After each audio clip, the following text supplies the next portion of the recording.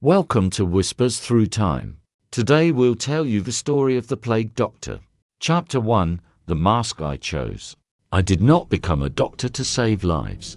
That is what they told others, what they wrote in contracts, what they whispered in churches when fear needed a gentler name. But it was never the truth. The truth is that I took the mask because I had nothing left to lose. Before the plague, I was a man of little consequence, the kind who passed through life unnoticed. Not poor enough to beg, not wealthy enough to be remembered. I lived in a narrow house, pressed between two others, where the walls were thin and the nights carried the sounds of strangers breathing, arguing, living lives that never touched my own. I earned my bread with ink and patience, copying manuscripts, letters, records that no one would ever read again. My hands were always stained, my back always bent, but there was a quiet order to it, a rhythm that made the days bearable. There is a kind of peace in being unseen, in knowing that the world does not expect anything of you. That peace lasted until the bells began. At first, it was only one, a distant toll that drifted through the streets like a warning no one understood, slow, measured, a single death, nothing more. But then another followed, and another, until the sound became constant, layered upon itself, echoing through the stone and timber of the city. There was no rhythm to it, no pause for breath, only the endless sound of endings. People began to speak more quietly, as if loud voices might draw the sickness closer. Shops closed earlier, doors remained shut, and the air itself seemed to grow heavier with each passing day. Then came the coughing. You would hear it before you saw anything, low at first, like a passing irritation, but soon it deepened, turned wet and desperate, echoing through walls and down empty streets. And then, always, there was silence. I remember the first body I saw. It lay near the edge of the street, half covered by a piece of cloth that did little to hide what was beneath. There was no procession, no prayer, no grieving family gathered around. Just a form abandoned, as if even the living feared to look too closely. That was the moment I understood that this was not something that would pass through our city, like a storm. It was something that would remain, something that would take and take until there was nothing left worth taking. Days blurred together after that. My work faded into irrelevance. No one needed letters anymore. No one cared for records or care for handwriting when tomorrow was no longer certain. Ink dried in its well, untouched. Hunger, however, did not fade. It sharpened. It reminded me, with quiet persistence, that fear could be endured, but emptiness in the belly could not. So when the offer came, I listened. The man who brought it did not step inside my home. He stood in the doorway, as though the threshold itself might carry danger. He looked at me not as one man looks at another, but as one might look at a tool. "You can read," he said. "You can write." I nodded, though the answer was obvious. We need men like that, not doctors, not truly. That much was clear even then. Just men willing to take on a role that others would not. He explained little, or perhaps he knew there was little worth explaining. The coin he offered spoke more clearly than any words could. It was more than I had seen in months, enough to quiet the doubts that began to rise in my mind. I should have asked questions. I should have demanded to know what was expected, what dangers waited beyond that simple agreement. But hunger has a way of silencing caution, of turning uncertainty into something that can be ignored. What would I be required to do? I asked, though part of me already feared the answer. The man hesitated, only briefly, as if choosing his words with care. "Observe," he said. "Record. Advise." The last word lingered in the air between us. Advise. It carried a weight the others did not. "And the sickness?" I asked. He looked away, just for a moment, but long enough for me to understand that whatever reassurance he offered next would not be the truth. "You will be protected," he said. Protected. Another word that sounded hollow the moment it was spoken aloud. Still, I agreed. Of course I did. That night, I did not sleep. Not from fear, though fear was there, waiting quietly at the edges of my thoughts. It was something else that kept me awake.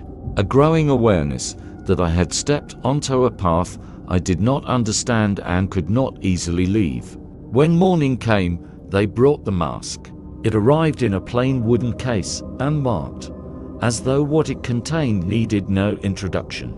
Inside lay something that did not feel as though it belonged to a man.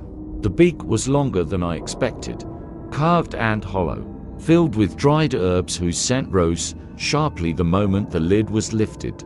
Rosemary, mint, and something bitter beneath it all. A smell that clung to the air and refused to fade. To cleanse the air, the man said, though his voice carried little conviction. I lifted the mask. It was heavier than it appeared, solid in a way that made it feel less like a tool and more like a burden. The glass eyes stared back at me, empty and unblinking, reflecting a distorted version of my own face. I hesitated then, just for a moment, because in that instant I understood something no one had said. Once I put it on, I would no longer be seen as a man, only as a shape, a figure, a warning given form. Still, I raised it to my face. The leather straps were cold as they settled against my skin, tightening with a quiet finality. My breath echoed inside the mask, louder than I expected, each inhale filtered and distant, each exhale returning to me as if I were breathing in my own presence. I turned toward the small mirror on my wall and looked at the figure that stared back. For a moment, I did not recognize it. The man who had once sat at a desk, bent over parchment, careful and precise, was gone. In his place stood something else, something removed from the world of the living, something that belonged to fear and rumor and whispered warnings. I reached up and touched the beak, as if to confirm that it was real. It did not feel real, and yet it was. There was a knock at the door. "They are waiting," the man said from outside. I did not answer. I simply turned, opened the door, and stepped out into the street. It felt different immediately. People moved aside as I passed, not out of respect, but out of instinct. Mothers pulled their children closer, men lowered their eyes, and no one spoke a word to me. No one needed to. The mask spoke for me. It said everything I could not. It said that death walked here, that something unseen had taken form and moved among them. And I walked with it. That was the moment my old life ended. Not when I accepted the coin, not when I listened to the offer, but when I became something no longer fully human in the eyes of others. A watcher, a recorder, a man hidden behind glass eyes. I believed then that I had made a choice, that I had stepped forward willingly into whatever awaited me. But as I walked through that silent street, with the bells still tolling somewhere in the distance, I began to understand the truth. I had not chosen the mask. The world had simply run out of men willing to refuse it, and I had been the one who said yes. Chapter 2: The First City of Death. The city announced itself before I ever saw its gates. It was not the walls, nor the guards, nor the distant outline of towers that marked its presence on the horizon. It was the smell. It reached us long before the road curved into view, carried on a slow, indifferent wind that seemed to know exactly where it was going. Sweet at first, almost like rot hidden beneath something floral, but heavier with each step forward, until it settled in the back of the throat and refused to leave. I remember lifting a hand to the beak of my mask, pressing it closer to my face, as if the herbs inside could somehow shield me from what waited ahead. They could not. Nothing could. We entered at dawn, or what should have been dawn. The light was there, pale and thin, but it did not touch the streets the way it should have. It felt dimmed, as though the city itself had drawn a veil over the sun. The gates stood open, unmanned. No guards challenged us, no voices called out. Only the slow creak of wood shifting in the breeze, and the distant echo of something metallic striking stone.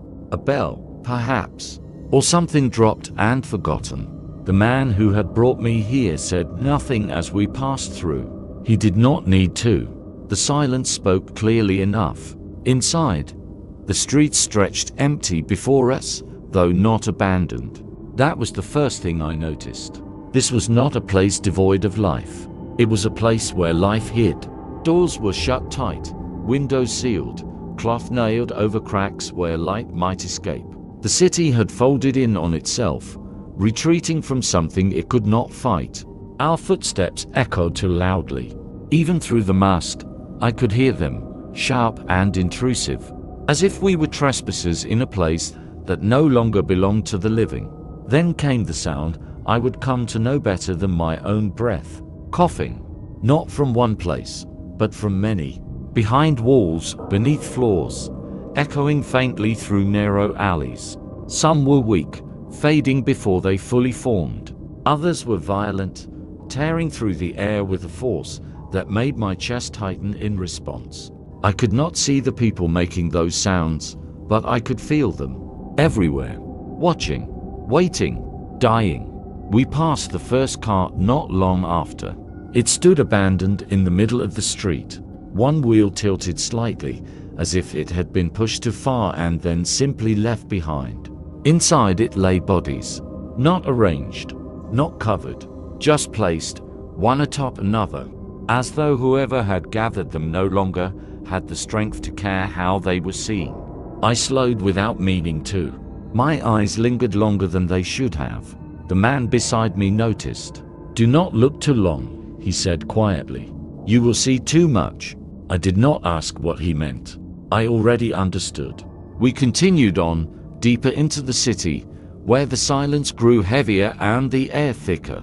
It clung to my clothes, to the mask, to the spaces between breaths. At last, we reached the place they had prepared for me. A small building near the center, once a home, now stripped of anything that might suggest comfort. A table, a chair, a narrow bed, and on the table, parchment, ink, and a list of names.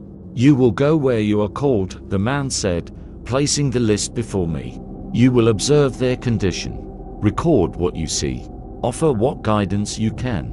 I looked down at the names. There were many, too many. "And if they ask if they will live?" I asked. He did not answer immediately. When he did, his voice was quieter than before. "You will say what they need to hear." He left me then, closing the door behind him with a soft finality that felt louder than any shout. I stood alone in that small room, the list in my hands, the weight of the mask pressing against my face. For a long moment, I did not move. Then, slowly, I set the parchment down and reached for the tools they had given me. Gloves, a cane, small jars of herbs and oils whose purpose I did not fully understand. They were not meant to heal. I realized that even then. They were meant to give the appearance of healing. The first call came sooner than I expected. A knock at the door, hesitant, followed by a voice that trembled even as it tried to remain steady. "Doctor, please." The word felt wrong when directed at me. Still, I opened the door. The man who stood there did not meet my eyes, or rather, the glass where my eyes should have been. He kept his gaze low, his hands clenched tightly at his sides. "My wife," he said. She is very ill." I nodded once, though he could not see the gesture clearly. "Take me to her." We walked in silence. He stayed a step ahead of me, as if guiding something dangerous that he dared not turn his back on. The house we entered was no different from the others, closed tight against the world. The air inside stale and unmoving. The smell was stronger here, sharper. I followed him into a small room where she lay. At first, I thought she was already gone. She was so still, her skin pale in a way that seemed almost unreal. But then her chest rose, shallow and uneven, and I knew she remained, though not for long. I approached slowly. Each step felt deliberate, as though I were crossing a threshold I could never return from. I had no training for this, no knowledge beyond what little I had heard in passing, fragments of advice wrapped in uncertainty. Still, I knelt beside her, forcing myself to observe, to remember the task I had been given. There were marks along her neck, dark and swollen. Her breathing was labored, each inhale a struggle, each exhale a surrender. Her eyes opened as I leaned closer. For a moment, they focused on me, or rather, on the mask. I saw it then, the fear, not of the sickness, not even of death, but of me, of what I represented. "Will I live?" she whispered. The question hung between us, fragile and desperate. Behind me, I could feel her husband's presence, silent but heavy with expectation. This was the moment, the one I had not been prepared for. I thought of the man's words. "You will say what they need to hear." I looked at her, at the signs that were already clear even to someone as untrained as I. And I understood, with a cold certainty, that there was nothing I could do. No remedy, no prayer, nothing. "Rest," I said at last, my voice muffled by the mask. "You must rest." It was not an answer, but it was the closest thing I could give. Her eyes lingered on me for a moment longer, searching for something I could not provide. Then they closed. I remained there for a while, though I could not say why. Perhaps I believed that if I stayed, something might change, that I might notice something I had missed. But nothing did. Eventually, I rose. Her husband stepped forward, his face pale, his hands trembling. "She will recover?" he asked. I hesitated, only for a moment. Then I gave him the same answer. "She must rest." He nodded, though I could see in his eyes that he understood more than my words allowed. I left the house soon after. The air outside felt no cleaner, but it moved, and that was enough. As I walked back through the empty streets, the bells began again. Louder now, closer. I did not need to ask who they rang for. That night, I made my first entry. I recorded her condition, her symptoms, the time of my visit. I wrote carefully, as I always had, each letter precise, each line straight. It was the only part of this new life that felt familiar. When I finished, I stared at the page for a long time. Then, slowly, I added one final note. "She will not recover." The ink dried quickly. I closed the book, and in the silence that followed, I understood something I had not allowed myself to admit before. I was not here to save anyone. I was here to witness the end. Chapter 3: They All Die. I began to write their names before I learned their faces. It was easier that way. Ink did not tremble. Ink did not beg.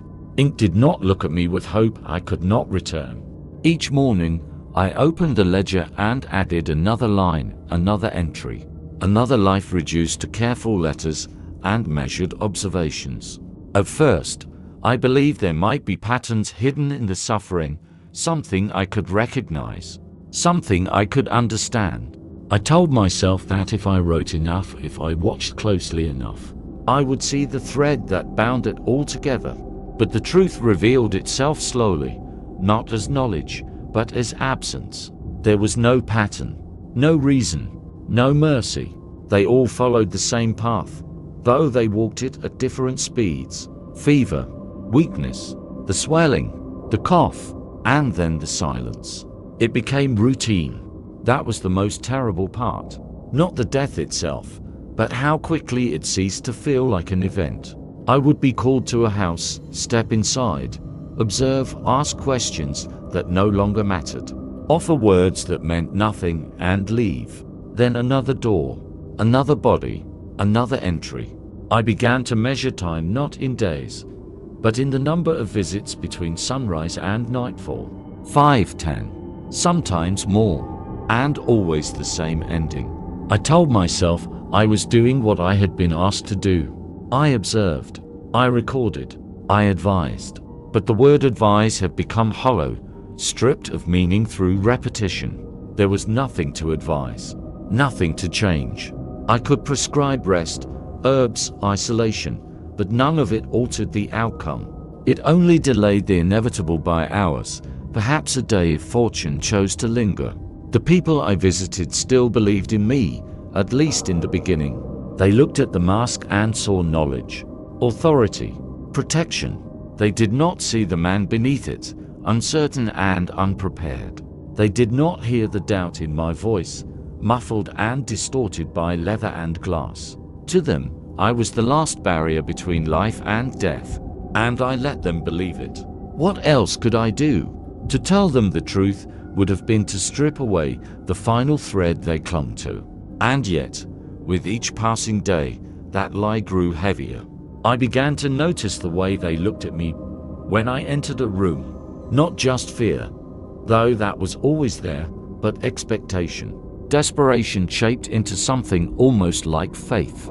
It settled on me like a weight I could not set down. I carried it from house to house, from street to street, until it became a part of me, as constant as the mask on my face. I wrote everything, every symptom, every change, every detail that might, in another world, have mattered. I wrote of fevers that burned to hot, of skin that turned cold too quickly, of voices that faded into whispers before vanishing altogether. I wrote of the living and the dying, though the distinction between them grew thinner with each passing entry. At night, I read what I had written, searching for meaning where none existed. The pages filled quickly, names blurred together. Faces began to fade in my memory, replaced by descriptions and measurements. I could recall the pattern of a fever more clearly than the sound of a voice. I told myself this was necessary. That distance was protection. That if I allowed myself to feel each loss, I would not last long enough to record the next. And so I created a space between myself and them, a quiet separation where they became less human, less individual. Not people, but cases. Not lives, but observations. It was easier that way, until it was not. It was late when they came for me that evening. The streets were darker than usual, the silence deeper, as if even the bells had grown tired of their own sound. The man who knocked did not speak immediately. He stood there, breathing heavily, his hands trembling as though he had run a great distance. "Please," he said at last. "You must come." There was something in his voice that broke through the routine, something urgent in a way I had not heard in some time. I followed him without question. We moved quickly through narrow streets and shadowed corners until we reached a house I did not recognize. Inside, the air was thick, heavy with the same scent that had come to define the city. He led me to a small room, then stopped at the doorway as if he could go no further. "She is inside," he said, his voice barely more than a whisper. I stepped past him. The room was dim, lit only by a single candle that flickered weakly against the walls. And there, on the bed, lay a child. For a moment, I did not move. Something in me resisted. Some part of myself that had grown used to distance and detachment suddenly refusing to take another step. But I forced myself forward. I had done this before, many times. This was no different. I told myself that as I approached, though even then I knew it was a lie. The child was small, no more than 8 or 9 years of age. Her breathing was uneven, shallow, her chest rising and falling with visible effort. Her face was flushed with fever, her lips dry and cracked. But it was her eyes that held me. They were open, watching, not with the fear I had come to expect, but with something else. Trust. She did not see the mask as others did. To her, it was not a symbol of death. It was simply what I was. "Are you the doctor?" she asked, her voice soft but steady. The question struck me harder than it should have. For a moment, I could not answer. Then, slowly, I nodded. "Yes," I said. The word felt heavier than it ever had before. I knelt beside her, forcing my hands to remain steady as I examined what I already understood. The signs were there, clear, unmistakable. She followed my movements with her eyes, calm in a way that unsettled me more than fear ever could. "My father said you help people," she continued. I felt something tighten in my chest. Behind me, I could sense the presence of the man who had brought me, silent, waiting. I try. It was the closest I could come to the truth. She smiled then, faint but real, as if that answer was enough. Then I will be fine, she said. I stopped. Completely. The room seemed to shrink around me, the air growing heavier, harder to breathe. I had heard those words before, in different forms, from different voices, but never like this. Never with such certainty, such quiet belief. I opened my mouth to speak, to offer the same empty reassurance I had given so many others. But the words would not come. They caught somewhere between thought and breath, refusing to take shape.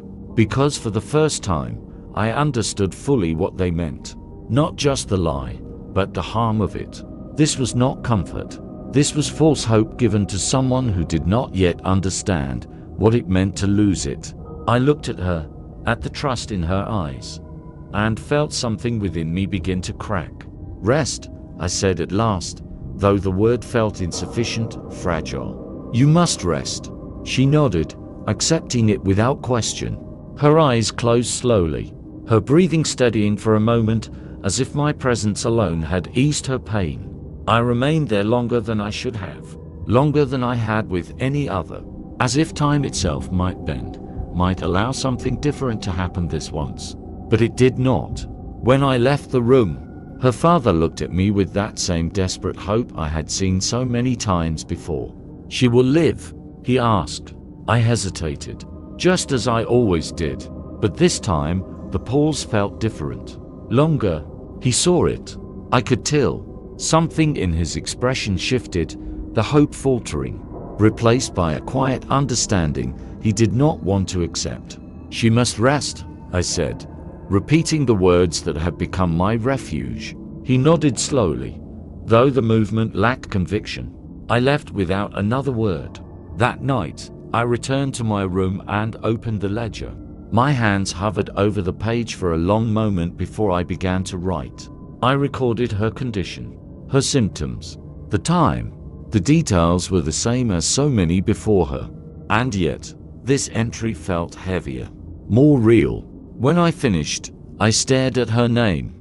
The letters seemed sharper, more defined, as if they refused to blur into the others. Slowly, I added the final line. She will not recover. I set the quill down and closed the book. But the image of her remained. Her voice, her certainty. Then, for the first time since I had taken the mask, I understood something I could no longer ignore. It was not the sickness that was changing me. It was the repetition, the certainty, the knowledge that no matter how many times I was called, no matter how carefully I observed, the ending would always be the same. They all die, every single one. And with each name I wrote, I felt something within me fading, something human, something that could not survive in a world where hope had no place left to exist. Chapter 4. The living fear me. At some point, though I cannot say when, the city stopped seeing me as a man entirely. It did not happen all at once. There was no single moment, no clear dividing line between what I had been and what I became. It was gradual, like everything else the plague touched. A slow erosion, a quiet shifting of how eyes met or refused to meet mine. In the beginning, they stepped aside when I passed. Later, they no longer waited to see me before doing so. Doors closed before I reached them. Windows darkened at the sound of my steps. I became something anticipated, something avoided even in absence. The mask was no longer a disguise. It was an announcement, a presence that arrived before I did and lingered long after I had gone. I noticed it first in the way people spoke to me, or rather, how they stopped speaking at all. Where once there had been questions, pleas, desperate attempts to pull meaning from my silence, there was now something else. Resignation. They no longer asked if they would live. They no longer looked to me for answers. They looked at me as one might look at a shadow stretching across the floor, knowing what must follow, but unwilling to name it. I would enter a house and find them already prepared, beds arranged, candles lit, families gathered not in hope, but in waiting for the moment when the bells would claim another name. And I, standing among them, was no longer a doctor, nor even a witness. I was a sign, a confirmation of what they already knew. The work did not lessen. If anything, it grew heavier, though not in the way one might expect. It was not the number of visits, nor the severity of the illness. It was the sameness, the endless repetition of scenes that blurred together, until I could no longer distinguish one from another. Faces lost their individuality. Voices merged into a single, indistinct murmur. Only the symptoms remained clear, precise, recorded with the same careful hand that had once copied texts in quieter times. I continued to write, though the act began to feel hollow. The ledger filled with names that meant less and less to me with each passing day. I told myself it was necessary, that the record might one day serve a purpose beyond this moment. But the truth was simpler. Writing was the only part of this life that still resembled the one I had lost.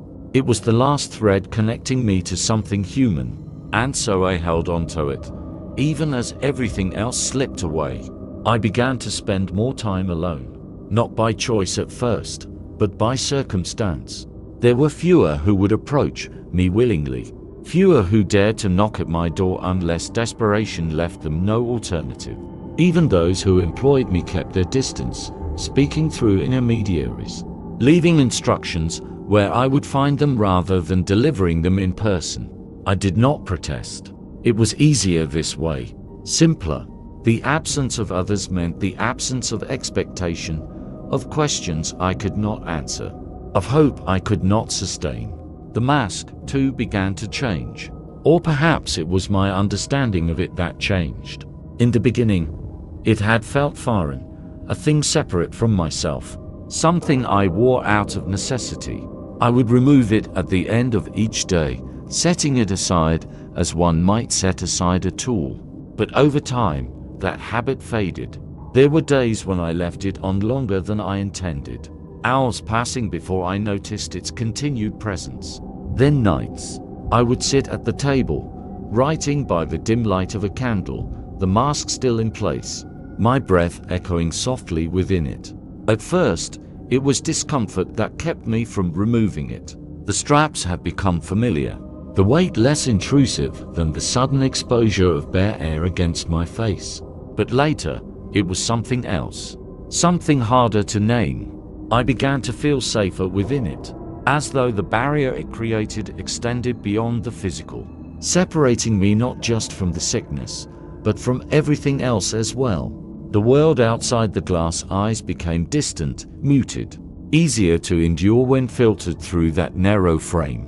And so I left it on. Not always, not at first, but more often than not, until the moments without it felt wrong, unprotected. There were times when I would catch sight of myself in the small mirror on the wall and pause, not out of recognition, but out of uncertainty. The figure that stared back was familiar in shape, but not in identity.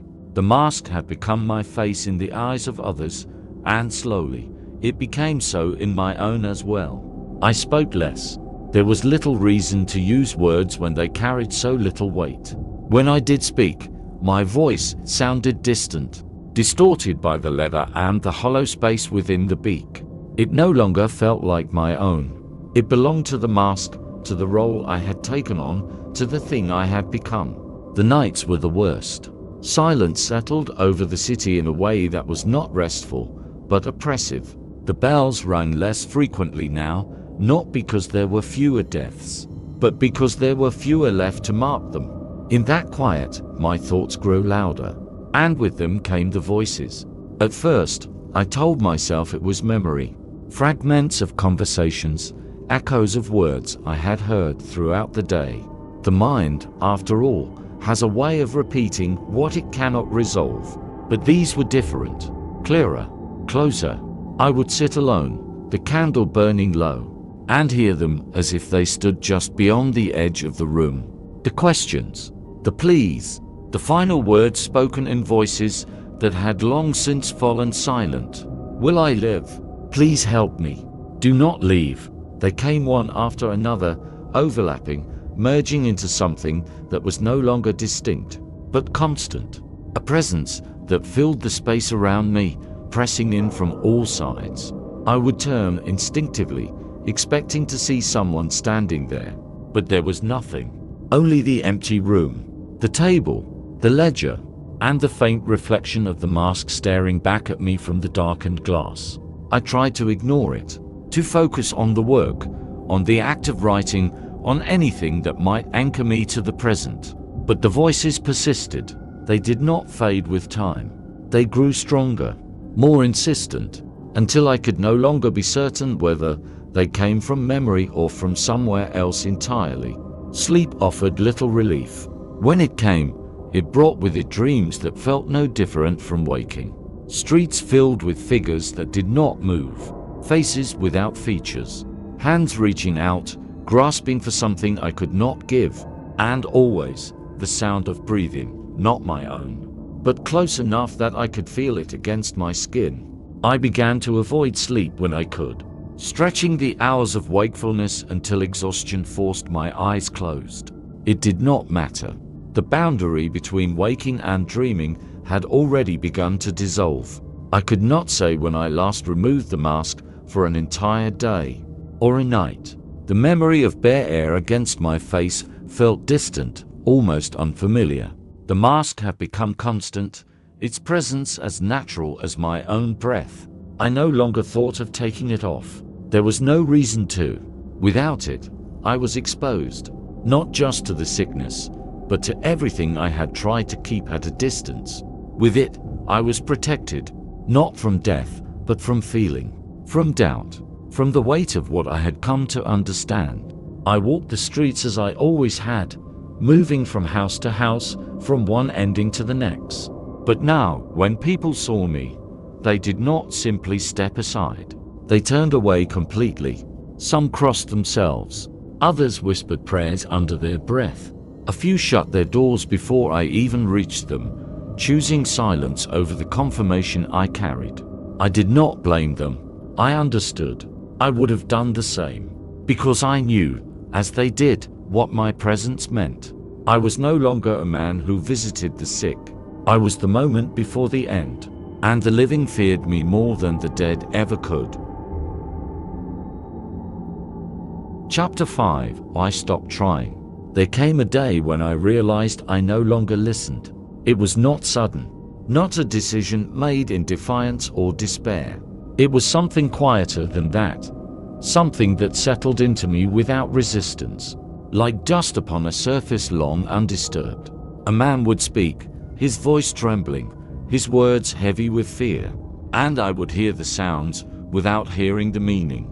My head would incline, my hands would move, my voice would answer, but none of it required thought. It was as if the role I had taken on had finally learned to perform itself without me. I continued to visit the houses. I continued to open doors, to step inside rooms thick with sickness and silence, to stand beside beds where bodies lay suspended between breath and absence. But something essential had changed. I no longer searched for signs. I no longer examined with purpose. I saw what was there, and I understood it immediately, without effort, without question. The outcome was always the same. And so, the process that led to it ceased to matter. I would stand at the foot of a bed and watch, not as a man attempting to intervene, but as one observing a familiar pattern unfold. The swelling, the fever, the shallow rise and fall of the chest. Each detail presented itself not as something to be acted upon, but as confirmation of what I already knew. I still carried the tools they had given me, the jars of herbs, the oils, the gloves, the cane. I still placed them beside me when I entered a room. I still performed the gestures expected of me, the motions that gave shape to the idea of care. But the intention behind them had faded. They were no longer attempts to change anything. They were rituals, empty, repetitive, without belief. The people noticed. Of course they did. Desperation sharpens perception in ways comfort never can. They watched me closely, searching for something in my movements, in the tilt of my head, in the stillness of my hands. They looked for hope where I no longer carried it. Some spoke less than before, their questions reduced to a single glance, a silent plea for reassurance. Others spoke more, their voices rising in urgency, as if volume alone might force a different answer from me. It did not. I gave them what I had always given. Words that avoided truth without denying it. Rest. Be still. You must remain calm. The phrases repeated themselves until they lost all meaning, until they became sounds rather than language, echoes of something that had once been real. And still, I wrote. That, at least, did not change. Each night, I returned to my table and opened the ledger, recording the day as I always had. Names, conditions, observations. The lines remained straight, the letters precise. It was the only part of my existence that retained any sense of order. But even there, something had begun to shift. I wrote more quickly now, less detail, less care, not because I lacked the skill, but because the distinctions between one entry and the next had blurred beyond recognition. What difference did it make if the fever rose in the morning or the evening, if the breath faltered slowly or all at once? The ending remained unchanged, and so the record became simpler, shorter, colder. I noticed, too, that I had begun to omit certain things, not deliberately, but through absence. The names mattered less, the individuals behind them even less so. They became marks on a page, placeholders in a sequence that had no variation. I did not think of them when I closed the book. I did not carry their voices with me into the night. The silence within me had deepened, pushing everything else aside. It was easier this way. There was no pain in detachment, no weight in indifference. The mask had done its work well. It had not only separated me from the world, but from myself. The moment that revealed the truth of what I had become came without warning. It was no different from any other call. A knock at the door. A voice asking, pleading, insisting. I followed. As I always did, my steps measured, my presence unchanged. The house was small, dimly lit, the air thick with the familiar scent of decay and fear. Inside, a man lay on a narrow bed, his body rigid, his breath uneven. Beside him stood a woman, her hands clasped tightly, her eyes fixed on me with an intensity that demanded something I no longer possessed. Please, she said, her voice breaking. You must help him. I approached, my movements steady, my gaze fixed on the figure before me. I saw everything I needed to see in a single glance. The signs were unmistakable, the path already set. I knew, without doubt, what would follow. I placed my tools beside me, opened a jar, touched his skin through the gloves, performed the motions I had performed countless times before, but there was no thought behind them, no intention, only repetition. What must we do? The woman asked. The question lingered in the air, fragile and desperate. I did not answer immediately, not because I was searching for the right words, but because there were none left to find. I looked at her, at the fear in her eyes, at the hope that had not yet learned to let go. And for a moment, just a moment, I felt something stir within me. A faint echo of what I had once been. A memory of concern, of responsibility, of the belief that my presence meant something. It flickered, uncertain, as though unsure whether it still belonged. Then it faded. I turned back to the man, observed his breathing, waited. He must rest, I said at last. The words fell from my lips without weight, without meaning. The woman stared at me, her expression shifting, the hope draining from it slowly, replaced by something else. Not anger, not even grief, understanding. She stepped back, her hands lowering to her sides. The silence that followed was heavier than any words. I finished what I had come to do, or rather, what I had come to appear to do. Then I stood, gathered my things, and turned toward the door. "Is that all?" she asked, her voice quiet now, almost calm. I paused. For a moment, I considered answering, explaining, saying something, anything that might give shape to the emptiness I carried. But there was nothing to say. No truth that would comfort. No lie that would hold. "Yes," I said, and I left. Outside, the air moved as it always did, carrying the same scent, the same weight. The city had not changed. The bells still rung. The streets remained empty. But something within me had shifted, settled into a place from which it would not return. I walked without direction, without urgency, my steps guided only by habit. There were more houses to visit, more doors to open, more names to write, but none of it felt necessary anymore. It simply was. That night, I opened the ledger as I always had. I wrote the man's name, his condition, the time of my visit. My hand did not hesitate. The ink did not falter. When I finished, I stared at the page for a long moment. Then, slowly, I added the final line. "He will not recover." I closed the book and set it aside. The candle burned low, its light flickering against the walls, casting shadows that shifted and stretched, like figures moving just beyond sight. I did not turn to look at them.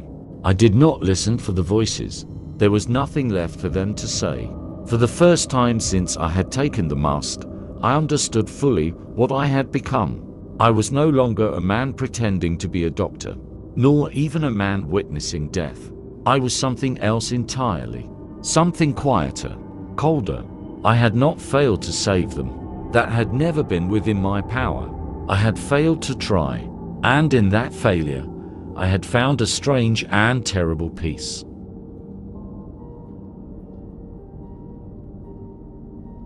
Chapter 6. The Last Patient. It began with a chill. Not sudden, not sharp, but subtle enough that I might have ignored it, had I still been a man who listened to his own body. A faint trembling beneath the skin, a quiet unease that settled into my bones without announcement. I noticed it only because there was nothing else left to notice. The city had grown to still, the work to familiar, the silence to complete. And so, when something changed within me, however small, it did not go unnoticed. At first, I dismissed it. Fatigue, I told myself. The result of too many sleepless nights. Of too many hours spent walking through streets that no longer belonged to the living. But the feeling did not pass. It deepened, spread. The chill gave way to heat, slow and steady, rising from within rather than without. My hands, once steady even in the presence of death, began to tremble. My breath, which had echoed calmly within the mask for so long, grew uneven, catching at the edges as though something inside me resisted its rhythm. I did not stop working. There was no reason to. What difference did it make if I felt as they had felt? If I followed the same path I had watched so many others walk? It was in a way fitting. I continued as I always had, moving from house to house, from one fading life to the next, carrying with me the same silence, the same inevitability. But now, there was a difference. I recognized the signs not only in them, but in myself. The weakness that crept into my limbs, the weight behind my eyes, the dull ache that settled into my chest with each breath. I had written these symptoms countless times, observed them, recorded them, reduced them to ink and parchment. Now, they belonged to me. The realization did not come with fear. That surprised me more than anything else. I had expected something panic, perhaps, or at least a stirring of resistance. But there was none. Only recognition, a quiet acknowledgement of what had always been waiting. I returned to my room earlier than usual that evening. The walk felt longer than it should have, each step requiring more effort than the last. The streets were empty, as they had been for some time. The silence broken only by the distant tolling of bells that had long since lost their meaning. Inside, the air was still, unchanged. The table stood where it always had. The ledger rested upon it, closed, waiting. I removed my gloves slowly, my fingers clumsy, less certain than before. The act felt unfamiliar, as though I had forgotten how to perform even the simplest motions. I sat, the chair creaking softly beneath my weight, and stared at the book without opening it. There was no need. I knew what it would contain. What it always contained. Names. Endings. The record of a city fading into silence. And now, another entry awaited. Not among the others. Not yet. But soon. I reached up, almost without thinking, and touched the mask. The leather was warm against my skin, shaped now to the contours of my face, as though it had always belonged there. For a long moment, I left my hand there, feeling the familiar curve of the beak, the solid presence that had separated me from the world for so long. Then, slowly, I loosened the straps. The motion felt strange, foreign. The mask resisted, not in truth, but in feeling, as though it had become more than an object, more than something that could simply be removed. I hesitated, not from fear of the air beyond it, but from uncertainty of what I would find without it, who I would be. But there was no reason to hesitate any longer. I pulled it free. The air touched my face, cool and unfiltered. It felt wrong, too open, too real. I drew a breath, and for the first time in what felt like an eternity, I heard it without the echo. It was uneven, shallow, human. I set the mask on the table before me. It rested there, silent, its empty eyes turned toward me, reflecting a face I barely recognized. Pale, drawn, weaker than I remembered. I studied it for a moment, as though it belonged to someone else. Then I opened the ledger. The pages were filled, each line a life reduced to ink. I turned to a blank space near the end, the paper clean, untouched. My hand hovered over it, the quill poised, waiting. For so long, I had written about others, observed them, defined them by what I could see, by what I believed I understood. Now there was no distance, no separation, only truth. Slowly, carefully, I began to write. No name. There was no need. Only the details, the symptoms, the progression. The same words I had used so many times before, now applied to myself with a clarity that left no room for doubt. The fever, the weakness, the breath that faltered, then steadied, then faltered again. I wrote until my hand grew tired, until the lines blurred before my eyes and the ink began to lose its shape.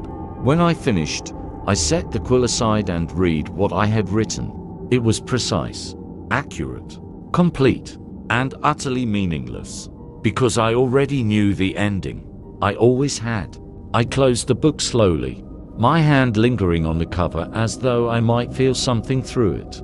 But there was nothing, no weight, no significance, only an object, filled with the record of 1,000 endings that had changed nothing. The room felt smaller now, the walls closer, the air heavier with each passing moment. I leaned back in the chair, my breath shallow, my body no longer my own in the way it once had been. Time moved differently, slower, or perhaps faster. It was difficult to tell. The distinction no longer mattered. My gaze drifted to the mask on the table. It seemed smaller now, diminished in a way I had not expected. Just leather, glass, hollow space filled with dried herbs. A thing I had once believed to be protection, then identity, then necessity. But it had never been any of those things. It had only been a barrier, not between myself and the sickness, but between myself and the truth. I had hidden behind it, allowed it to speak for me, to carry the weight I did not wish to bear. And in doing so, I had become something less than I had been. Something quieter, more distant, more willing to accept what I should have resisted. A faint sound reached me then, not from outside, not from the city, from within the room itself, breathing soft, uneven. I listened, at first without understanding. Then, with a slow realization that settled over me like the final piece of a long unfinished thought, it was my own. The same sound I had heard in countless rooms, beside countless beds, marking the same slow progression towards silence. I closed my eyes, not in fear, not in resistance, but in recognition. This was the end I had witnessed so many times. The same path, the same conclusion. There was nothing unique in it, nothing remarkable, only the final step in a pattern that had never once changed. And yet, in that moment, there was a clarity I had not known before. Not about the sickness, nor the city, nor the countless lives that had passed before me, but about myself. I had believed that I was separate, that by observing, by recording, by standing at a distance, I remained untouched by what I witnessed. But there is no distance in the end, no separation. We are all part of the same story, whether we choose to see it or not. I had not been spared. I had only been delayed. My breath grew weaker, slower, each inhale shallower than the last. The room faded, the edges of it softening, the details slipping away as though they had never truly been there. My thoughts followed, fragmenting, losing their shape, their coherence.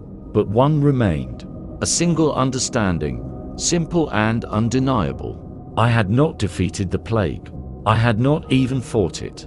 I had only watched, recorded, accepted. And now, I had become what I had always been observing. The last patient, the final entry.